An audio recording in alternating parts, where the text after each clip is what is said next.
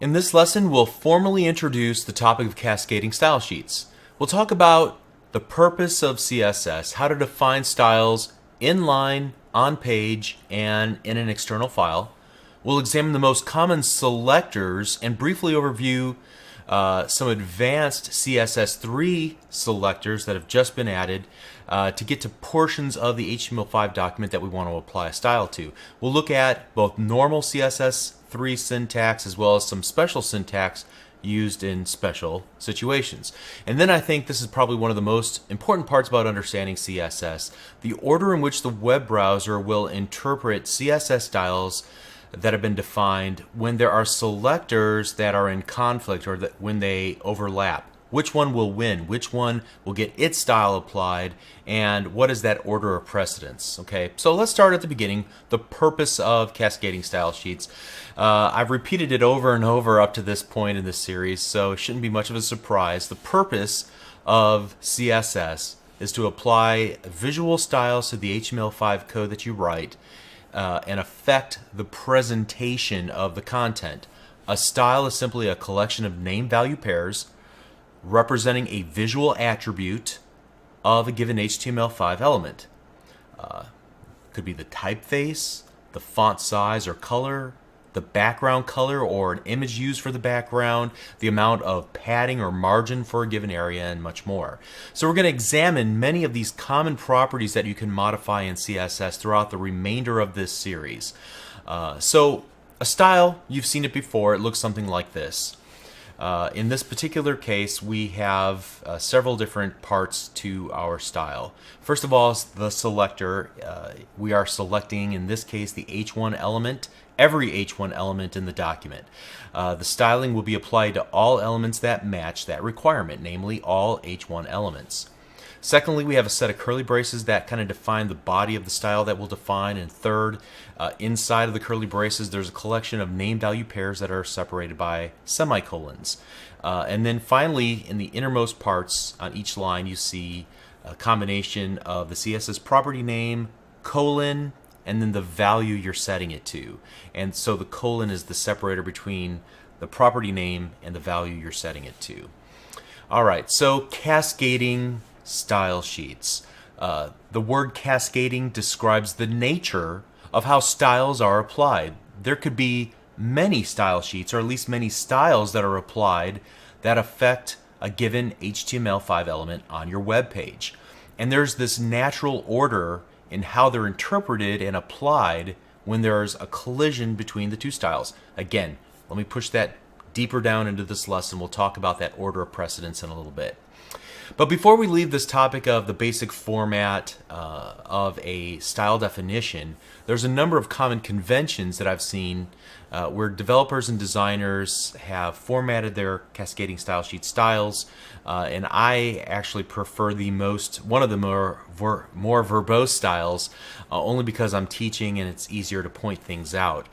First, there's what I would describe as the clearest way to write your CSS, where you separate everything out kind of on its own line. Some people even prefer to add one more space between the style selector, in this case H1, and that opening curly brace. And then there's some people on the other end of the spectrum who prefer to keep everything on one line. Now, it's important to note in HTML5 and in CSS, white space is ignored. So when you do layout and you do indentation, it is purely for your own readability of the code. In fact, some designers would prefer to keep, like I said, what you see right here, the entire style defined on a single line so that they can at least look down the left-hand column and see all the selectors to find the one that they want to work, instead of weeding through bodies mixed along inside, with the actual selector names. And that's fine. Some designers are particular about the order of the CSS properties that are listed in each given style. Now, there are a few cases where there's a technical reason to keep a specific order. However, in most cases, it's up to you to decide how to approach this. One of the most common is to keep the properties in alphabetical order. Now, that's fine. I'm kind of lazy. I'll probably just wind up typing something and leaving it as is, and not kind of going back and combing through my code and making sure that every property name is in alphabetical order. But if I had a client or a team that used this as a standard, certainly that's something I would be aware of. So my advice to you is take a look on the internet. There's plenty of opinions about which styles to choose and why. My advice is just to pick one style and go with it. Be consistent and don't look back. Don't obsess about that. Okay, we've up to this point been using an external style sheet when we worked in lesson 3, and there's basically 3 different ways to define styles. The only one I really recommend is to use an external style sheet when you're working with a large project or a real project. So you'll see me in the next couple lessons use inline styles, meaning that you can add the style attribute to any given HTML5 element like you see listed here. So I have an H1 with a style equals, and then a number of CSS property names, colon, the value I'm setting it to, semicolon, and then another set of name value pairs. Hopefully you'll immediately recognize the problems with this approach. First and foremost, you're mixing in the HTML5 structure and semantic meaning of the H1 with the styling and presentation of the CSS. And secondly, it makes styling less portable. You can't easily take these styles you define out and put them in and use them across your entire project or multiple projects. So if you ever need to redesign your entire website, you're going to have to go in and touch every single web page. Clearly, that's an advantage to using the external style sheet instead of embedding the styles directly into the style attribute. Furthermore, as we'll see in a little while, styles that are defined inline take precedence over any other style. So if you were in the future to define an external style sheet for the page, but you left in the styles on a tag by tag basis, those styles would win out over the ones that you defined in an external file. Okay, something to be aware of. So the second way to define CSS styles is on page. And so if you watch the previous lesson in lesson 11, if you take a look at the before, I did some work and I said, hey, just ignore this. But you can see what I did here. I created a style tag, opening and closing style tag inside of the head section of my HTML page, and then we did all of our work down here in this form area. But here I was able to define a number of styles just on the page. Now, okay, the good news is that we're able to pull this out, and I could easily take this out and put it into its own document. But as it exists right now, it's still problematic because the presentation code is still mixed in with the HTML5 structural code. So at any rate, it's a step in the right direction, but still the best way and the approach that I would highly, highly, highly recommend that you take throughout the rest of your career is to put all your CSS into one or more external files dedicated to cascading style sheets. And so in this way, you can reuse the styles across your entire website or utilize it in multiple websites. If you need to make sweeping changes to your website, you merely need to change the CSS in one place, and then the changes will propagate everywhere where that external CSS file is used.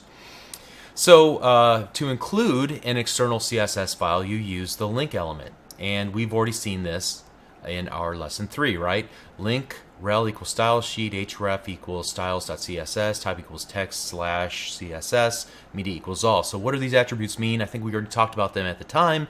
Just a quick reminder, the rel attribute is the relationship, the link's relationship to the current document. In this case, it's a style sheet. Secondly, the location is the href. So where do you find this? I've kept the styles in the same directory, but we talked about URLs when we were talking about anchor tags and all the many different ways, whether absolute or relative, ways of defining some sort of reference to an external file. Okay, and then the type. And the type we set to text / CSS. We're just instructing the browser how it should interpret this type of file. In this case, it's going to be ASCII text, and it's going to contain CSS, so get ready for it, okay? And then finally, media, and that's to be, we set it in this case to all. We've seen it set to screen before as well. When we use the term all, we're basically saying that this these styles that are defined in this section of CSS are to be used on all screen sizes and all devices, but we can target specific media for certain styles, and that approach is the backbone to the notion of responsive web design, which I'll talk about briefly at the very end of the series. But this media attribute will take on an increasingly important role in modern web development as time goes on, so just be aware of that. So the link is one way that we can reference an external CSS document. Another way to do it is to use an import statement inside of a CSS file itself. So we could use this inside of any CSS file at the very top, the @ import, and then a URL inside of those open and close parentheses. And why would you ever want to use this? Well, if you had styles that were specific to different page types, but all the page types had the same basic styles defined in the CSS in a main style.css file, then it could become very useful. So you think of using import as a means of establishing a dependency between style sheets. And frankly, I'm not going to use this, so you can largely ignore it through the remainder of this series. But if you go to work in certain environments, that is a tool that could be used to manage large style sheets, break them up by page type, but they can all reference a common CSS file where the majority of the styles are defined. Okay. So two things that I want to interject at this point, and then we're going to get our hands dirty writing some CSS of our very own. First thing to keep in mind before we continue is that the web browser has its own built-in style sheet. You might say, well, wait a second, what built-in style sheet? I think I've alluded to this already once or twice. So we've been working the entire time with a built-in style sheet. Whenever we create HTML, Internet Explorer has to display it somehow. So that's why in lesson 2, whenever we opened up, let's look at our after folder here. We open up our lesson 02. How is it that the H1 is larger than the H2 and that the paragraphs have just this much margin above and below it? And how is it that, oh, I don't know, let's see, don't we have, yeah, these list items here, how are they rendered using numbers as opposed to having nothing at all? Well, that's because there's a default style sheet, and when you define styles using cascading style sheets, you're overriding the default style sheet. And so later on at the very end of the series, I'll point you to a couple of reset style sheets that will override all of the settings for the browser so that you can start from scratch, or at least you can get to a baseline. Now, some designers say you should never use somebody else's work. You should look through it and make it your own. So I'll repeat that caution later on, but I just wanted to say that now when we're talking about reset.css, which is a common style sheet that's used out on the internet. Just be aware of what it's attempting to do, and that is to override the default style sheet, so it gets every web browser kind of back into just the most basic rendering of content so that you can build on top of it. So the second thing I wanted to talk about before we continue on is that users can define their own personal style sheets that'll be applied to every web page.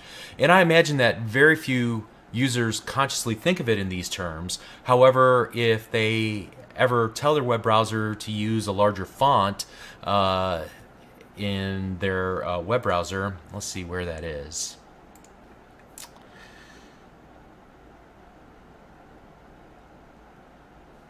Yeah, so under text size, I can use largest, and if I am counting on my font sizes to be a specific size based on a specific browser's rendering, I have to keep in mind, like in this particular case, by using a larger font, it pushed some of the content onto the next line. Now, the designer of this web page may have realized this and just decided not to worry about it because most people don't mess with these settings, but I've had people tell me, hey, your web page doesn't look quite right in my web browser, and then I'll go off searching for the problem for days and days, only to realize that they have set their fonts or made some other changes that would affect the layout. And in my particular case, everything was cattywampus. So the moral of the story is, when it comes to designing web pages, trying to build the perfect design that's going to work equally well in everybody's web browser is a fool's errand. It cannot be done, at least I can't do it. Okay, I can get close, but I can't guarantee it 100% of the time. I can get most cases, and then I guess everybody else is on their own. I don't get crazy about it. Okay, so let's move forward. We're gonna get our hands dirty in code. I want to point out a couple of things that I may or may not use while I'm coding. For example, the use of code comments. If you're familiar with other software development, you can use in C#, for example, 2 forward slashes or a forward slash and an asterisk to create a comment section. That allows me to get rid of certain code temporarily by commenting it out, or to write notes to myself that are not compiled. And you can do the same thing with cascading style sheets. So here you see a simple comment. I open the comment with a forward slash asterisk and then end the comment with a asterisk forward slash. And I could wrap those two around large passages of CSS in order to remove them from the web browser's rendering temporarily during development time. So just be aware of that. Okay, so now let's move on to CSS selectors. If you recall from earlier, CSS selector is how you attach a style to one or more HTML5 elements. Now we've already seen how tags like the H1 tag can be used as a CSS selector. However, there are many different CSS selectors available, and we'll look at those in just a moment. So in addition to using tags as a selector, the most common CSS selectors are classes and IDs. If you recall from much earlier in the series, I said there were global attributes that can be used on all HTML5 elements, like the ID and the class. The ID was a unique identifier that we could optionally add each HTML5 element that we wanted to access for the purpose of styling or scripting. Classes were attributes that allowed us to further refine the semantic meaning of a given element. So we said at that time that we could apply a class to an element such as red text in order to make with the intent of making whatever that class was applied to red. But a better semantically correct class name might be important message, and then style the text to be red, okay, using a red font. So now we can see the real value of using those global attributes of ID and class. They become hooks that we can use in CSS to style precisely what we want. It also gives us a tremendous amount of flexibility. Take the class, for instance. A class, let's say important message, could be used across many different tags, not just a paragraph or the H1. So we can apply a style to many different tags regardless of which type of element it is, as long as they share the same class in common. All right? Likewise, we can get very specific, targeting a style at an individual element on our web page by creating a style for individual IDs. And there are so many combinations it'll make your head spin, okay? And we're not going to be able to cover them all. One other thing I wanted to point out, because we didn't talk about it at the time, but whenever you define a class for a given HTML5 element, you can actually define multiple classes, like so. In this case, we have a div tag. The class equals, and I just created 3 arbitrary classes, my class 1, my class 2, my class 3, with spaces in between each of them. And that basically says that it is a member of all 3 classes, or that all 3 classes apply to this particular div tag. Okay, so what I want to do right now is actually I want to turn this off, or back to medium. Okay, so now for the fun part. You should be able to download a folder called Lesson 12 from wherever you downloaded this video or where you're currently watching this video. Inside of that zip file there should be 3 folders, a before, after, and a work folder. What I want you to do is go to the before folder and copy the 2 files that are there and put them in the work folder so that we don't mess up the originals here. And what I want to do is just double click on the lesson 12 in the work folder so you can see that we have a web page with a bunch of nonsensical lorem ipsum text, which is, you can be generated, just a bunch of Latin, Pig Latin, I'm not sure exactly which, and it's just marked up with a bunch of HTML it's more fun to look at the source code for this particular file because you can see things like span tags added into the middle of it with classes. There's articles that contain paragraphs with IDs, with class references. There's spans that have title attributes, and we'll use all of these to make different selections inside of the document. You can see there's an unordered list with some text inside of it, and I'm going to go ahead and minimize that. Then we can take a look at the styles, which is blank, and it's a fertile playground for us to play in. So let's begin by styling up our H1 just to quickly demonstrate all selectors. We're familiar with this one. In this case, I'm going to select font family as Arial, and we'll set the color to purple. And let's go ahead and save that and then apply it to our style sheet. You can see we've changed both the font and the color of our H1. Great. Now also want to select all the HTML5 elements that share the same class, and I happen to have a class used in a couple different spots called important. There's some paragraphs and some span tags that have important, and now we're going to make them pop out with the color red. So let's do that and refresh our document. You can see we have a span here that's got a class of important, and then two paragraphs at the very bottom of our page that have the class important. Or we can reference individual elements by referencing their ID instead of the attributes. So we have an ID of one of the paragraphs called some such, because I couldn't think of a good name for it, and we'll set its color to blue. Let's see how that affects it. Alright, so you can see this entire paragraph now is set to blue text. So those are your three primary selectors, but there are tons of ways to combine these. For example, let's look for just the span dot important, so we don't affect all spans, just the ones that are the spans that are important, and not all important classes, just those that belong to the span. And we'll color those in a dark red instead of just red. So now we should override that, and you can see if you look at your version of this, this red will look darker than this red. Okay, at least it does on my screen. And then additionally, what we can do in terms of combinations of things, and let me just make some space here, is to define a style that applies to multiple tags. And so we can use a comma for that. So like H1, H2, H3, comma, and then P dot important. And we'll set the margin left to 50 pixels, and let's save that. So now I would expect everything that is in H1, H2, H3, or these paragraphs that have a class of important, let's see what happens. They're going to move over to the right 50 pixels, and you see it worked. Great. Alright, and then there are things like pseudo tags, which they have this interesting little syntax. For example, we talked about the anchor tag and its various states and how to reset those states, but we can style those states as well. So if you have a tag that's been visited, you can style it separately than a tag that, for example,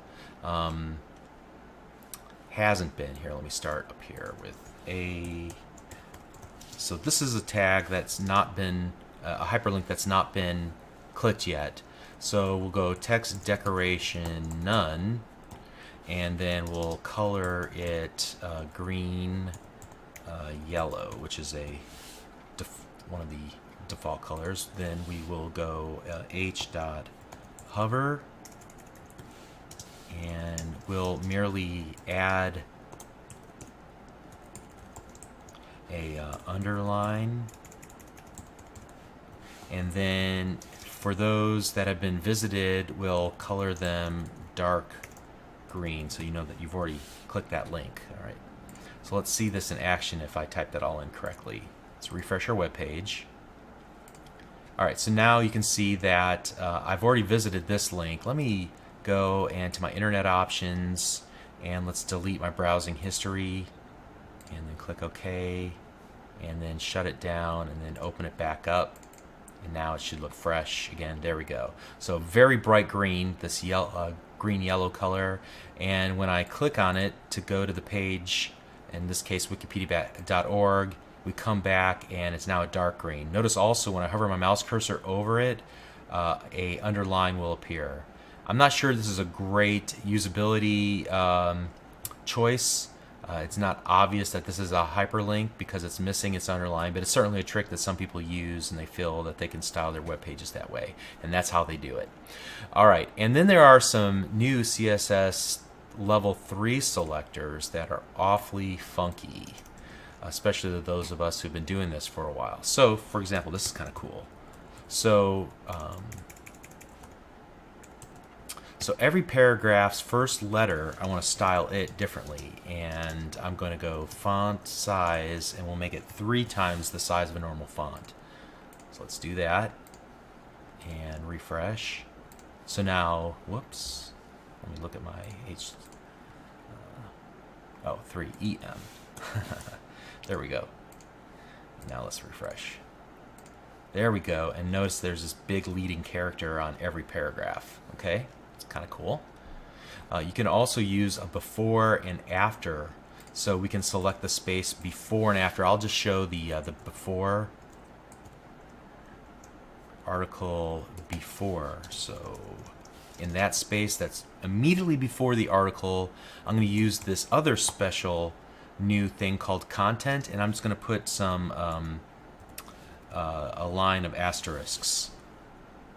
And I could also do the same thing with after, to add some content after whatever it is. So some people use it to put decorative fonts around divs and things of that nature. It's definitely a good approach for that. And you can see around before both of the articles that I have defined, we now have these asterisks. Okay, so a good way of inserting content. If you wanted to insert a URL, you could just go content URL and then do that, and then put the actual URL here, http:// or to whatever .gif. Okay.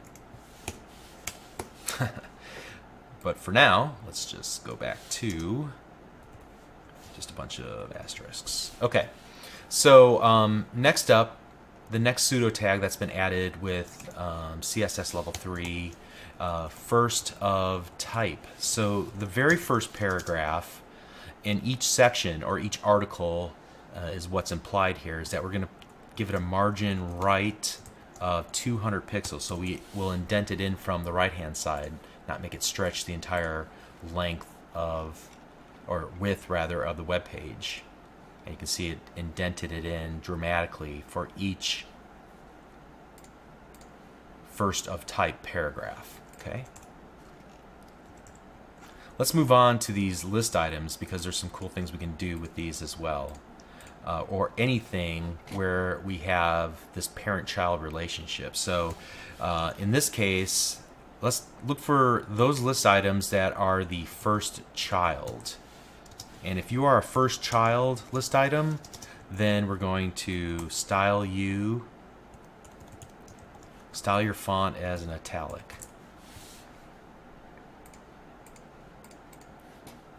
And as we would expect, this very first list item is italicized.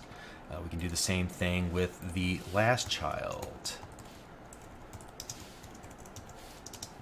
And so we'll go font, weight, bold.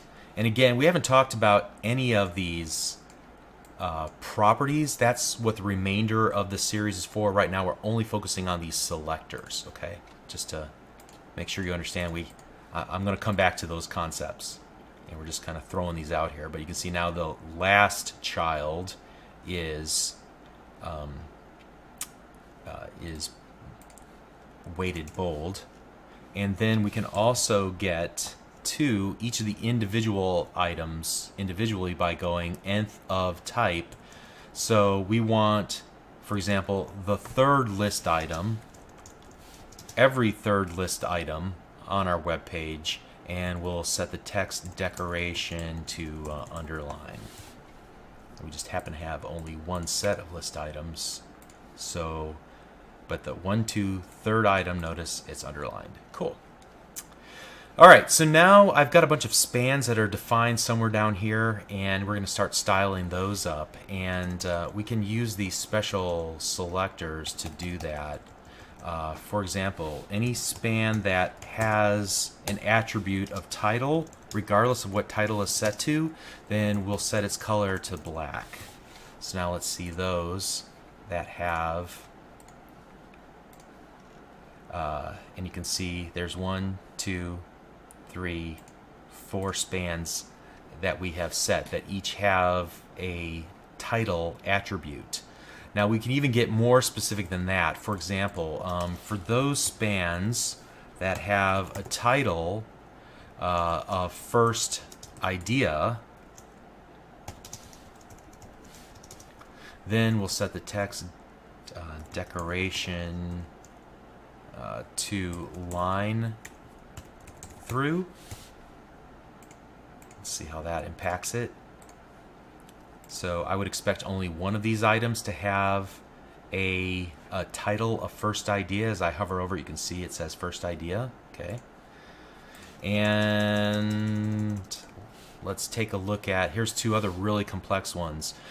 Somewhere I have an anchor tag with an href that begins with, so that's the operator for begins with the word email. So I can create an email hyperlink that when they click it, it'll automatically open up their email client and address it to the person that I put after the semicolons, or after the colon rather. So just so you can see this for yourself, I have that defined here. So ahref:@bobtabor@yahoo.com. All right, and when you click this text, it would send an email or start the process of sending an email to bobtabor@yahoo.com. All right, so let's close that back down, and I can select all anchor tags where the href, the value of the href begins with the word email. Poof, that's pretty cool, right? So then I can style up that entire anchor tag and set the font size to 2EM, for example. And refresh. All right, and it makes it huge, but now I could click that and send an email to myself if I really wanted to. And then I guess the last one we'll look at here is kind of along the same lines. So we'll look for the span where the title attribute ends with, so that's the ends with operator, idea. And we'll set its text decoration to overline. And we'll save that. And I think I have 2 of those. I do. First idea and third idea. All right, they both end with the word idea, and so we put an overline decoration on that text.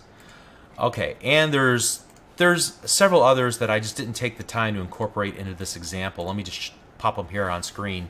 There are descendants. So in this case, article span, it would select all span elements that are descendants of article, as opposed to span elements that are descendants of section or some other, tag.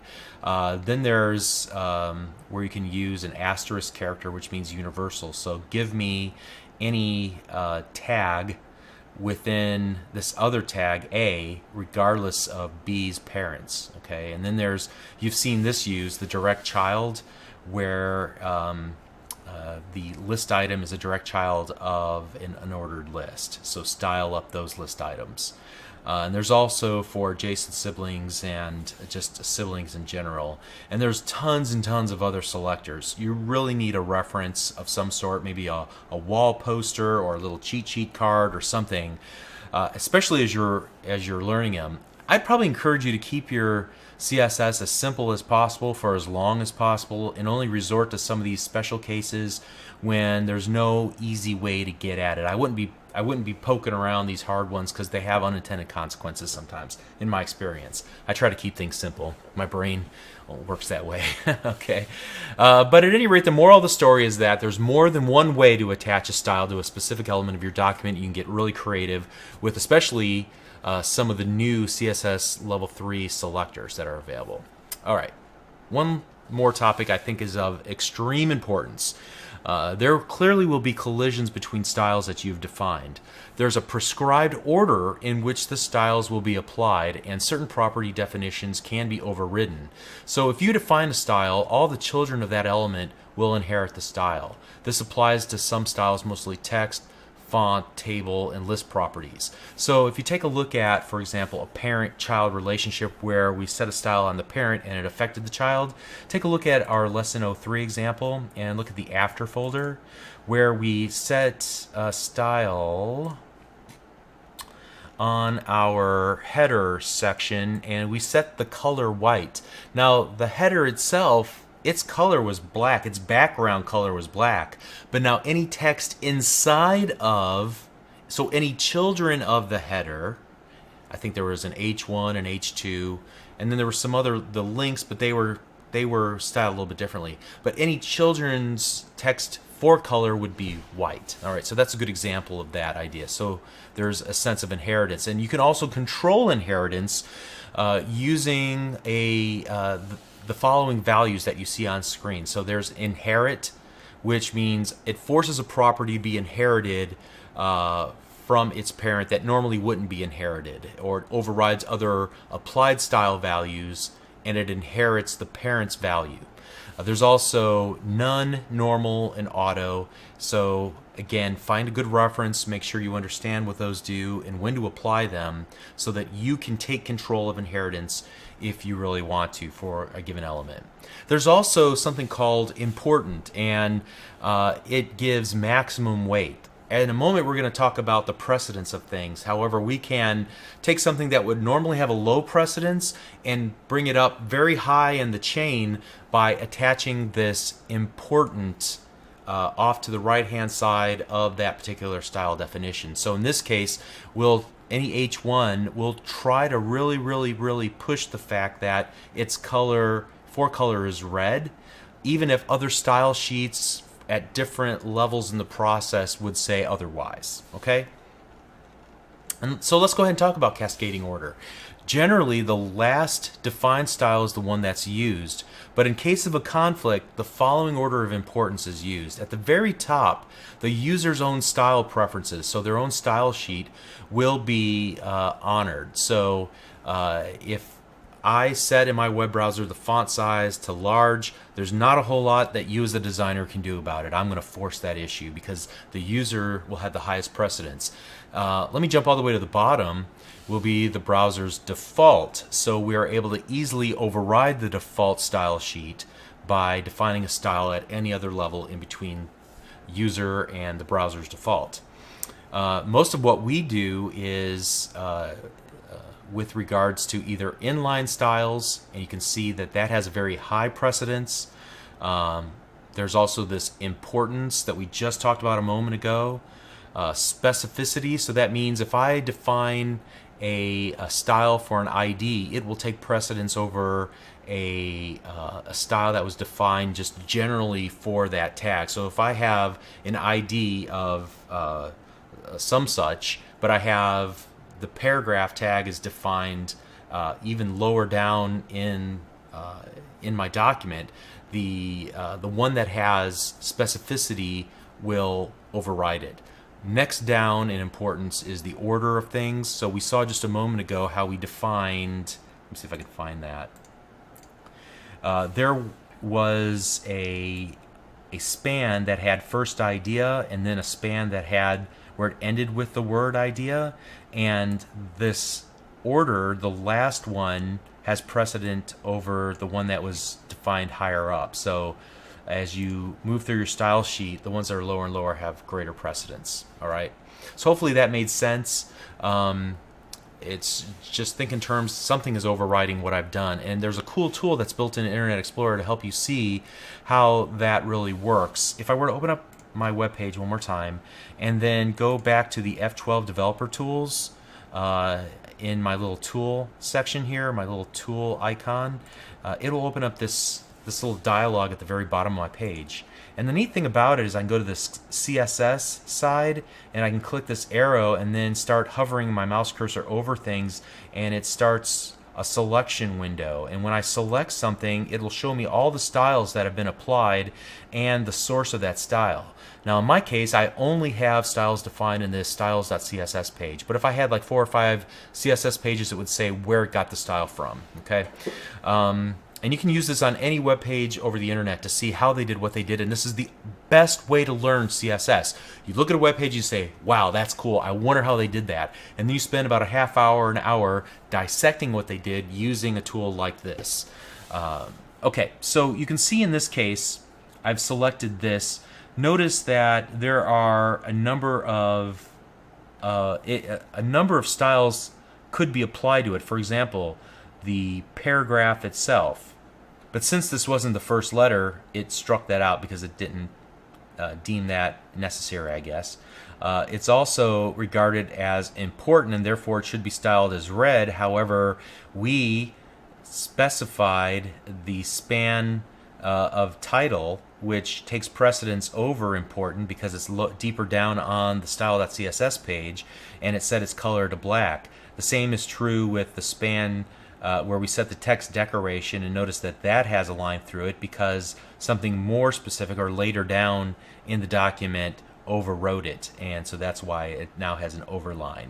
And so we can just kind of go around and inspect the various parts of our web page and learn about what takes precedence and why. And furthermore, what we can do, which is kind of cool, when we're trying to understand better how to style something and we're getting frustrated, and it's would be convenient for us to turn off or turn on styles. So I'm turning on and turning off by clicking these little check marks and saying, what would it look like if I included that or removed it? Oh, I guess I didn't need that style in the first place. How about if I remove that? Oh, that's closer to what I wanted. Or you can at least see how it affects the document in real time.